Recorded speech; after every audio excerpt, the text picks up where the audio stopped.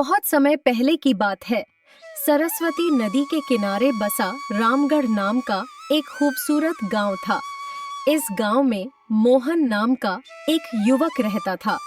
बचपन में ही उसके माता पिता का निधन हो गया था, जिससे वह बिल्कुल अकेला पड़ गया था। उसके पास ना कोई सहारा था और ना ही कोई जमीन जायदाद। वह एक छोटी सी झोपड़ी में जीवन यापन करता था। उसी गांव में एक सेठ रहता था, जिसका नाम जगन्नाथ सिंह था। उन्होंने मोहन की दयनीय स्थिति पर तरस खाया और उसे अपने यहाँ काम पर रख लिया। रहने के लिए उन्होंने मोहन को एक अलग झोपड़ी भी दे दी। समय बीतता गया और मोहन बड़ा हो गया था। वह आज भी सेठ जगन्नाथ सिंह के यहाँ ही काम करता था और सेठ को उस पर बहुत विश्वास था। एक दिन सेठ ने मोहन से कहा, मोहन, अब तुम शादी क्यों नहीं कर लेते? तुम्हारी उम्र हो गई है। जब तुम्हारी पत्नी आएगी तो वह तुम्हारा आधा काम संभाल लेगी, घर संभालेगी और तुम्हारे खाने पीने का भी इंतजाम हो जाएगा। मेरी भी अब उम्र हो चली है। पता नहीं कब भगवान का बुलावा आ जाए। मैं चाहता हूं कि तुम्हारी शादी मेरे सामने हो जाए, ताकि मैं तुम्हारे लिए निश्चिंत हो सकूं। अरे सेठ जी, ऐसी बातें क्यों करते हैं? आपको मेरी उम्र भी लग जाए, आपके सिवा मेरा और कौन है यहाँ? आपने मेरे लिए बहुत कुछ किया है। बचपन से लेकर आज तक आपने ही मुझे माता पिता दोनों का प्यार दिया है। आपका यह उपकार मैं कभी नहीं चुका सकता। उपकार की बातें छोड़ो मोहन, बताओ, शादी करोगे? लड़की मैं ही देखूं या तुमने किसी को पसंद कर रखा है? नहीं सेठ जी, मेरी नजर में कोई लड़की नहीं है। आपको जैसा ठीक लगे आप वही कीजिए। मुझे आप पर पूरा भरोसा है। आप मेरे लिए भगवान से कम नहीं है। आप जो भी निर्णय लेंगे वह उचित होगा और मेरे भले के लिए ही होगा। अब आप ही मेरे पिता समान हैं। ठीक है मोहन, मेरी नजर में इस तुम्हारे लिए एक बहुत अच्छी लड़की है। और हाँ, तुम शादी के खर्चे की चिंता बिल्कुल मत करना, वह जिम्मेदारी मेरी हुई। आखिर पिता का दर्जा दिया है तो मेरी बात भी माननी पड़ेगी। जी मालिक, जैसा आपको ठीक लगे। सेठ जी का एक बेटा भी था, विशाल, जो यह सारी बातें सुन रहा था। वह गुस्से से अपने पिताजी के पास जाकर बोला, डैडी, यह आप क्या कह रहे हैं? आपको क्या जरूरत है मोहन की शादी का खर्च उठाने की? यह मत भूलिए कि वह हमारा नौकर है। नौकर से इतना लगाव ठीक नहीं है, ऐसे तो वह सिर पर चढ़ जाएगा। आज आप उसकी शादी के लिए पैसा देंगे तो उसे आदत लग जाएगी।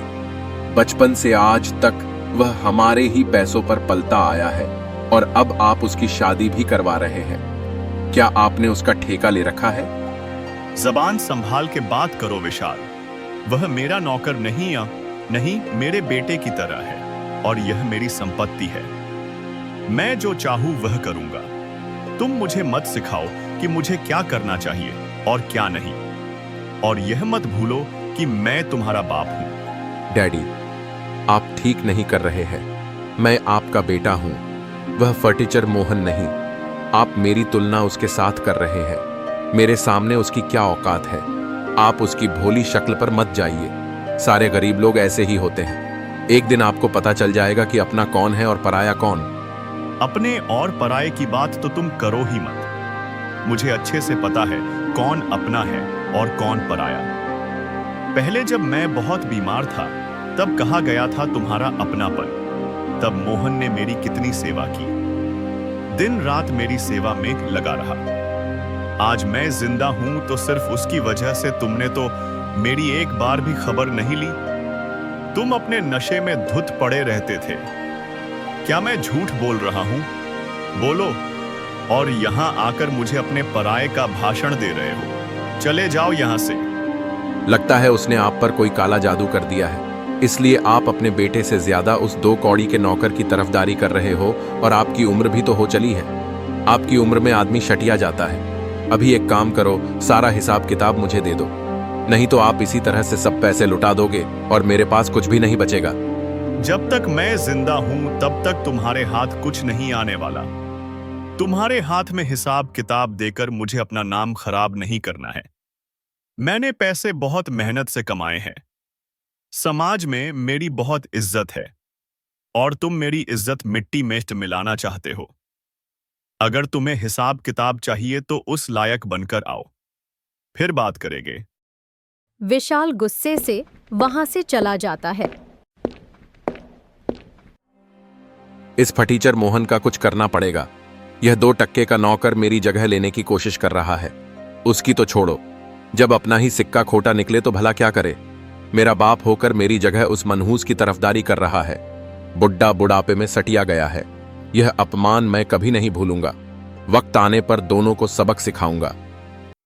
थोड़े ही समय बाद सेठ मोहन की शादी राधा से करवा देते हैं, जिससे मोहन की जिंदगी और बेहतर हो जाती है। राधा के आने से मोहन की जिंदगी में काफी खुशियां आ गई थी। सचमुच राधा, तुम्हारे आने से मेरी जिंदगी पूरी तरह से बदल गई है। अब तक मैं चाह समय अपने सारे काम खुद ही किया करता था। खाना पकाना, कपड़े धोना, अब सब तुम संभाल लेती हो और तुम्हारे आने की वजह से मेरा अकेलापन भी दूर हो गया है। माता पिता तो बचपन में ही गुजर गए और फिर मालिक ने ही मुझे सहारा दिया। उन्होंने मेरे लिए बहुत कुछ किया है। उनका उपकार मैं कभी नहीं चुका पाऊंगा। आज तुम मुझे मिली हो तो सिर्फ उनकी वजह से। मालिक मेरे लिए किसी भगवान से कम नहीं है। यह बात तुम भी हमेशा याद रखना और मालिक के मान सम्मान में कभी कोई कमी मत रखना। जी बिल्कुल, आप बिल्कुल सही कह रहे हैं। जगन्नाथ चाचा दिल के बहुत अच्छे आदमी हैं। ऐसे ही कुछ दिन बीत जाते हैं। एक दिन विशाल सेठ जगन्नाथ सिंह के पास जाता है। विशाल, तुमने आज फिर दारू पी ली है। हाँ डैडी, आज थोड़ा दोस्तों के साथ पी ली थी। निकल जाओ। मेरे कमरे से पीने के बाद मुझे अपना चेहरा भी मत दिखाया करो। सुनिए डैडी, मुझे 2 लाख रुपए चाहिए। तुम्हें इतने सारे पैसे किस लिए चाहिए? मुझे नई गाड़ी लेनी है। पुरानी गाड़ी चलाने में अब मजे नहीं आ रहे। पर तुम्हारी गाड़ी तो अभी काफी अच्छी कंडीशन में है, फिर तुम्हें नई गाड़ी क्यों चाहिए? पिताजी, पुरानी गाड़ी में चला चला कर बोर हो गया हूँ। मेरा उस गाड़ी से मन भर गया है। देखो विशाल, मेरे पास तुम्हारे फालतू खर्च के लिए पैसे नहीं है। अगर तुम्हें नई गाड़ी लेनी है तो पहले खुद पैसे कमाओ, फिर अपने पैसे से लो। विशाल, अभी भी वक्त है, सुधर जाओ। यह सब गंदी आदतें छोड़ दो। इसमें कुछ नहीं रखा, सिर्फ बर्बादी ही होगी। मैंने आपसे रुपए मांगे हैं, ज्ञान नहीं। मेरी जो मर्जी होगी मैं वह करूंगा। आखिर यह सब पैसे मेरे ही तो है। मैं ही आपकी संपत्ति का अकेला वारिस हूं। मेरा जहां मन करेगा मैं वहां खर्च करूंगा। आप अपनी सलाह अपने पास ही रखिए और मुझे बस पैसे दे दीजिए, क्योंकि इतना पैसा अपनी छाती से चिपका कर तो लेकर जाओगे नहीं, इसलिए मुझे ही दे दो। बदतमीज अपने पिता से कैसे बात करते हैं? तुम्हें इसकी भी तमीज नहीं रही। तुम दिन ब दिन बिगड़ते जा रहे हो। अगर किसी अच्छे काम के लिए मांगते तो मैं तुम्हें पैसे दे भी देता, लेकिन अब मैं फूटी कौड़ी भी नहीं दूंगा। यह धन दौलत मैंने बहुत मेहनत से कमाई है। निकल जा मेरी नजरों के सामने से। तुम्हें देने के लिए मेरे पास एक पैसा भी नहीं है। वाह, मेरे लिए तुम्हारे पास पैसे नहीं है और उस फटीचर की शादी पर उड़ाने के लिए तुम्हारे पास बहुत पैसे हैं। यह बात आप बिल्कुल भी ठीक नहीं कर रहे। एक बार और सोच लीजिए, नहीं तो अच्छा नहीं होगा। बदतमीज अपने बाप को धमकी देता है। और कौन से पैसे तुमने आज तक कभी फूटी कौड़ी नहीं कमाई? बचपन से लेकर आज तक मैंने तुम्हें किसी बात की कोई कमी नहीं होने दी। बहुत लाड़ प्यार से तुम्हें पाला।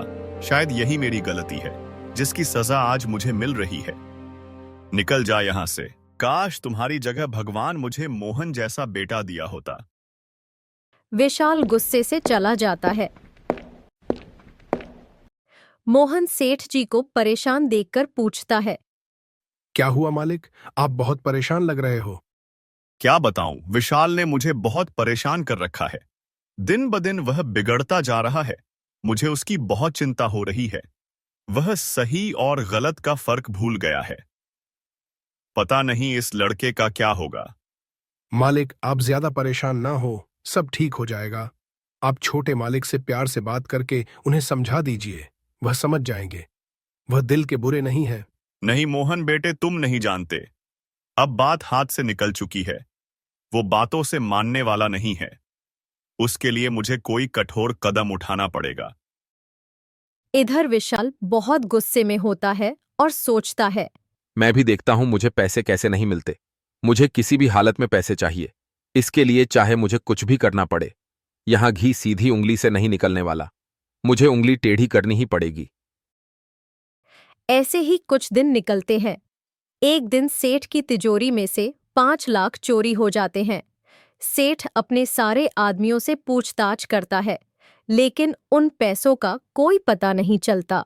तभी सेठ का बेटा विशाल वहां आकर बोलता है। क्या बात है डैडी, आप बहुत परेशान लग रहे हो। छोटे मालिक की तिजोरी से 1 लाख चोरी हो गए हैं। चोर का कुछ पता नहीं चल रहा। आखिर कौन पैसे निकाल सकता है? अच्छा तो यह बात है, चोर और कौन होगा? मोहन ही होगा। यह तुम क्या कह रहे हो विशाल? मुझे मोहन पर पूरा भरोसा है, वह कभी ऐसा नहीं कर सकता। उस पर भरोसा करके आपने गलती की है। वह आपके भरोसे के लायक नहीं है। चोरी उसी ने की है। उसकी तो पहले से ही हमारे पैसों पर नजर थी। आप उस पर बहुत भरोसा करते थे ना। उसको कभी कभी तिजोरी की चाबी भी देते थे। अब पता चला दिन रात आपके आगे पीछे इसी के लिए तो घूमता था वह। तभी मोहन वहां आ जाता है। क्या हुआ मालिक? आप लोग यहाँ इकट्ठे क्यों हुए हैं? इतना सब करने के बाद पूछ रहे हो कि क्या हुआ है? एक तो चोरी की है तुमने, और ऊपर से हिम्मत तो देखो, इसकी मुंह उठाकर चला आया। तुम्हें शर्म नहीं आती? जिस थाली में खाते हो उसमें छेद करते हो। मालिक, ये छोटे मालिक क्या कह रहे हैं? मेरे तो कुछ समझ में नहीं आ रहा। चोरी और मैं ऐसा सपने में भी नहीं सोच सकता। ज्यादा भोला मत बने। चोरी तूने ही की है। सच सच बता वो पैसे कहाँ हैं, वरना लात मारकर तुझे यहां से निकाल दूंगा। तुझ जैसे मक्कार को मैं अच्छी तरह से जानता हूं। पहले बड़े लोगों को अपनी चिकनी छुपड़ी बातों में फंसाते हो और उनका भरोसा जीत लेते हो, फिर जैसे ही मौका मिले हाथ साफ करके निकल जाते हो। मेरे डैडी ने तुम्हारे लिए क्या कुछ नहीं किया, और तूने उनके एहसान का यह सिल्ला दिया। मोहन को यह सुनकर बहुत दुख पहुंचता है। बस विशाल, अब बहुत हो गया। तुम कब से मोहन को भला बुरा बोलते जा रहे हो। अब और एक शब्द भी मैं मोहन के खिलाफ नहीं सुनूंगा। मुझे मोहन पर तुमसे भी ज्यादा भरोसा है कि मोहन ऐसी हरकत कभी नहीं कर सकता। मोहन भले ही गरीब है, लेकिन उसकी नीयत, उसकी ईमानदारी और उसकी अच्छाई में वह तुमसे कहीं गुना ज्यादा अमीर है। उसकी बराबरी तुम दूर दूर तक नहीं कर सकते। आप एक मामूली नौकर के लिए अपने बेटे का अपमान कर रहे हो। यह मोहन एक नंबर का धोखेबाज है और चोर है। इसने चोरी की है। इसने आपकी आंखों के ऊपर पट्टी बांध रखी है, इसलिए आप सच्चाई को देख नहीं पा रहे हैं। मैं तो कहता हूं इसके घर की तलाशी लीजिए, जरूर इसने पैसे वही छुपाए होंगे। बस सब बहुत हो चुका विशाल। मैं अच्छी तरह से जानता हूं कि तुम मोहन पर झूठा आरोप लगाकर उसे मुझसे दूर करना चाहते हो। मुझे तो लगता है चोरी उसने नहीं की, बल्कि मैंने तुम्हें पैसे नहीं दिए तो तुमने ही की होगी। आप मुझ पर इल्जाम लगा रहे हो। बेटे के बारे में आप ऐसा सोच भी कैसे सकते हो? आपको इस नौकर पर भरोसा है और अपने बेटे पर नहीं। नहीं है। मैं सबके सामने कहता हूं, मुझे तुम पर बिल्कुल भी भरोसा नहीं है। अच्छा ठीक है, आपको मुझ पर भरोसा नहीं है तो आप बेशक मेरे कमरे की तलाशी लीजिए, लेकिन मेरी एक शर्त है। मेरे कमरे की तलाशी के बाद आपको मोहन के घर की भी तलाशी लेनी होगी, तभी दूध का दूध और पानी का पानी हो जाएगा। सबसे पहले विशाल के कमरे की तलाशी की जाती है, लेकिन वहां पर पैसे नहीं मिलते हैं। देखा, आप सबको नहीं मिले ना पैसे।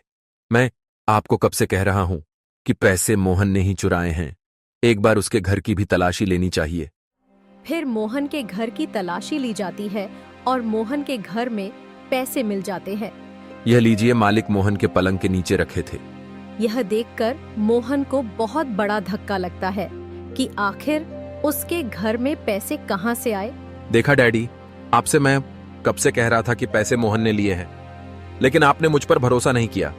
अब पता चला अपना कौन है और पराया कौन। सेठ जगन्नाथ सिंह को भी बहुत बड़ा धक्का लगता है। वो कुछ भी नहीं बोलते हैं, बस चुपचाप खड़े रहते हैं। बोलिए ना, अब आप चुप क्यों खड़े हो? नहीं मालिक, ये सच नहीं है। मैं नहीं जानता मेरे घर पर पैसे कैसे आए, लेकिन मैं ऐसा काम कभी नहीं कर सकता। मैं चोरी कभी नहीं कर सकता। मालिक, मेरा भरोसा कीजिए। चुप कर धोखेबाज। आज तुम्हारी वजह से डैडी को कितनी ठेस पहुंची है। वह तुम पर कितना भरोसा करते थे। मुझसे भी ज्यादा तुम पर भरोसा था। तुमने उनके साथ विश्वासघात किया है। तुमने आज डैडी का दिल तोड़ दिया है। सबूत सबके सामने है कि चोरी तुमने ही की है। अब और कहने को बचा ही क्या है। डैडी, मैं तो कहता हूं इस धोखेबाज को पुलिस के हवाले कर देते हैं। नहीं मालिक, मैंने चोरी नहीं की है। आप तो मेरे लिए भगवान समान है। मैं आपके घर में चोरी नहीं कर सकता। डैडी, ऐसे लोगों को छोड़ना नहीं चाहिए। मैं अभी पुलिस को बुलाता हूं। नहीं, तुम पुलिस को नहीं बुलाओगे और चलो यहां से। लेकिन डैडी, आप इसे ऐसे कैसे छोड़ सकते हो? इसको सजा तो मिलनी चाहिए। मैंने कहा ना, तुम नहीं बुलाओगे पुलिस। मुझे कोई शिकायत दर्ज नहीं करवानी और चलो यहां से। सेठ जी वहां से चले जाते हैं। कुछ टाइम बाद राधा मार्केट से सब्जी लेकर आ जाती है। फिर मोहन राधा को सारी बात बताता है। राधा, ये क्या हो गया? आज मैंने अपने भगवान समान मालिक का दिल दुखाया है। उन्हें कितना बुरा लग रहा होगा। वह तो अंदर से पूरे टूट चुके होंगे। लेकिन आपकी तो कोई गलती नहीं है। और ये पैसे हमारे घर पे कब आए, किसने रखे? ये जरूर किसी का षड्यंत्र है आपको फंसाने के लिए। वो तो मैं नहीं जानता राधा। मुझे इस वक्त मेरे मालिक की चिंता हो रही है। न जाने वह मेरे बारे में क्या क्या सोच रहे होंगे। मुझे कैसे भी उनसे बात करनी ही होगी। मेरी बात सुनिए, अभी आपका वहां जाना ठीक नहीं होगा। आपने देखा नहीं, आपकी बात किसी ने नहीं सुनी। कोई भी आप पर भरोसा करने के लिए तैयार नहीं है। यहाँ तक कि जगन्नाथ चाचा ने भी आप पर भरोसा नहीं किया। वो बिना कुछ बोले ही चले गए। मालिक की इसमें कोई गलती नहीं है। उनका दिल टूट चुका है। भले ही मैंने चोरी नहीं की है, लेकिन सबके सामने वह पैसे मिले हैं और यह साबित हुआ है कि मैं ही चोर हूँ। मुझे कुछ समझ नहीं आ रहा। मैं अपनी बेगुनाही कैसे साबित करूं? मालिक को कैसे समझाऊं? अभी इस वक्त आप किसी से बात मत कीजिए। कुछ दिन बीत जाने दीजिए, फिर जगन्नाथ चाचा से बात करना। दूसरे दिन सारे गांव में यह बात फैल जाती है कि मोहन ने सेठ जगन्नाथ सिंह के घर से पैसे चुराए हैं। सारे गांव वाले मोहन को देखकर बातें बनाने लगते हैं। मोहन को लोगों की बातें सुनकर बहुत बुरा लगता है। मोहन सेठ जी की एक झलक देखने के लिए घंटों तक उनके घर के बाहर खड़ा रहता है, क्योंकि उस दिन से सेठ जी ने घर से निकलना भी बंद कर दिया था। कुछ दिन ऐसे ही बीत जाते हैं। सुनिए जी, घर का राशन खत्म होने को आया है। आटा बस 2 दिन का ही बचा है। आप अपने मालिक के भरोसे और कितने दिन बैठेंगे? मुझे नहीं लगता कि अब वह आपको काम पर बुलाएंगे। आप कुछ और काम देख लीजिए, नहीं तो हमारे घर का गुजारा कैसे होगा? हमें भूखे रहने की नौबत आ जाएगी। तुमने मुझे पहले क्यों नहीं बताया कि घर का राशन खत्म हो गया है? अब बता रही हो। कैसे बताती? आप दिन रात सोच में डूबे रहते हो। ना ठीक से खाते हो, ना सोते हो। मेरी मानिए, आप उस बात को भूल जाइए और आगे बढ़िए। मुझे नहीं लगता कि जगन्नाथ चाचा अब आपको बुआ लेंगे। मैं अभी गांव में काम देख कर आता हूँ। शायद किसी के पास कोई काम मिल जाए। फिर मोहन गांव में निकल पड़ता है और एक दुकानदार से पूछता है। राम राम भैया, मैं काम की तलाश में हूँ। मुझे काम की बहुत जरूरत है। घर की हालत बहुत खराब है। क्या आपके यहाँ कोई काम मिल सकता है? आपकी बड़ी मेहरबानी होगी। तू वही चोर मोहन है ना, जिसने सेठ के यहाँ चोरी की थी? मेरे पास तेरे लिए कोई काम नहीं। क्या पता कल को तू मेरी दुकान से कुछ चुरा ले। निकल यहां से। मोहन को यह सुनकर बहुत दुख पहुंचता है। वह वहां से चला जाता है। फिर एक दिन सेठ तुलसीराम के पास जाकर काम के लिए पूछता है और सेठ मान जाता है। ठीक है भाई, तुम कल से काम पर आ जाना। वैसे भी बहुत काम पड़ा है। मुझे 3-4 लोगों की जरूरत है। आपका बहुत बहुत धन्यवाद सेठ जी। मैं कल से आ जाऊंगा। हाँ, और समय का ध्यान रखना। फिक्स 9 बजे सुबह आ ही जाना। जी सेठ जी, मैं समय पर आ जाऊंगा। मोहन खुशी खुशी घर पहुंच जाता है और ये बात अपनी पत्नी को बताता है। राधा, ओ राधा, कहाँ हो तुम? हाँ जी, अभी आई। बोलिए जी, क्यों आवाज लगा रहे हो? राधा, मुझे काम मिल गया है। कल सुबह 9 बजे तुम मेरा टिफिन बनाकर रख देना। ठीक है जी, मैं सुबह सुबह टिफिन बना दूंगी। अगले दिन मोहन खुशी खुशी काम पर जाता है।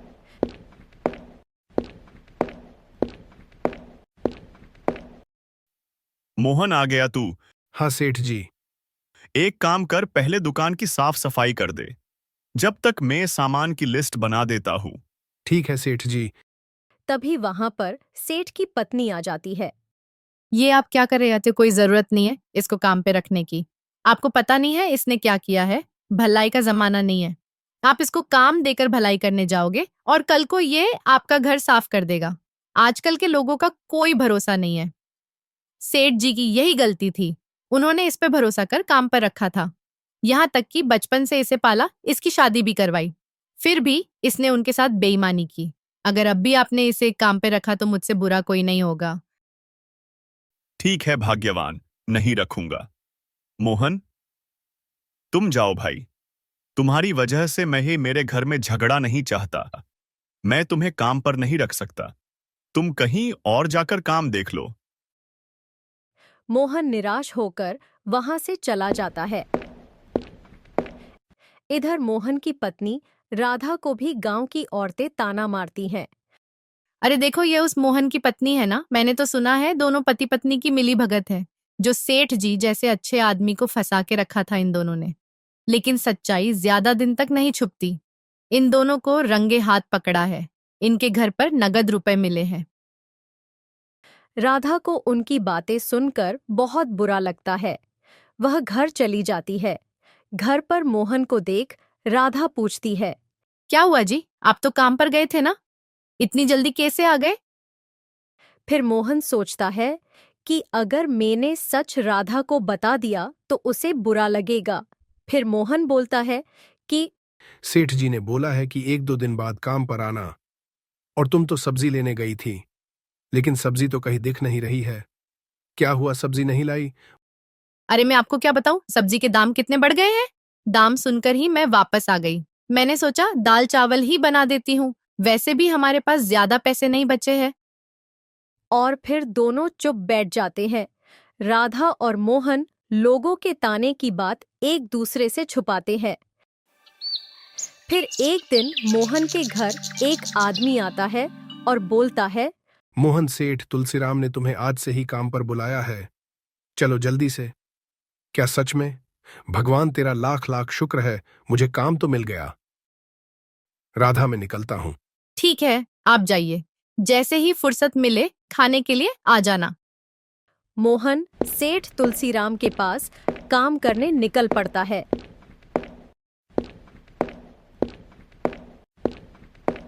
और दिन भर मजदूरी करने के बाद सेठ तुलसीराम उसी दिन उसे 1 दिन की अच्छी मजदूरी के पैसे भी दे देते हैं। ये लो भाई मोहन, तुम्हारी आज की मजदूरी। कल से वक्त पर आया करना। बहुत बहुत धन्यवाद सेठ जी। आपको नहीं पता, मेरे घर की हालत बहुत खराब थी। अगर आज आप काम ना देते तो मुझे भूखे रहने की नौबत आ जाती। अभी मैं चलता हूँ सेठ जी, कल समय पर आ जाऊंगा। मोहन खुशी से अपने घर की ओर चला जाता है।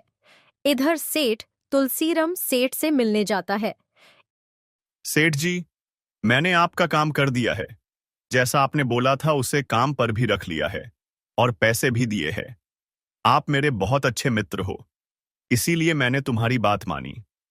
आपने कहा इसीलिए मेरी पत्नी मानी, नहीं तो मेरी पत्नी को मनाना मुश्किल था। शुक्रिया दोस्त, तुम्हारा यह एहसान मैं कभी नहीं भूलूंगा।